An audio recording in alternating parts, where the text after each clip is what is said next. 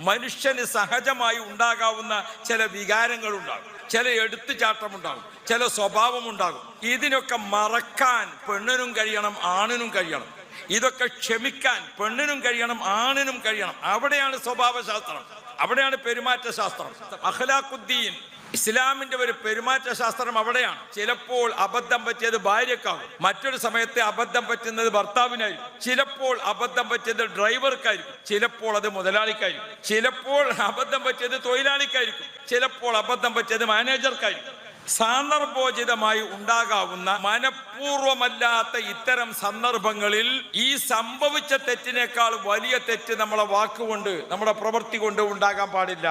റോട്ടിൽ യാത്ര ചെയ്തു പോകുമ്പോൾ ഒരു വണ്ടി മറ്റൊരു വണ്ടിയെ തട്ടിപ്പോയി, ഏതെങ്കിലും ഒരു ഡ്രൈവർ മനഃപൂർവ്വം ഒരു വണ്ടി ഇടിക്കും, അബദ്ധത്തിൽ ഒന്ന് ഉരസിപ്പോയി, അപ്പോഴേക്ക് മറ്റേ വണ്ടിത്തെ ചങ്ങായി ഓടി ഇറങ്ങിയിട്ട് ഈ ഡ്രൈവറെ പൊതിരെ തല്ലി.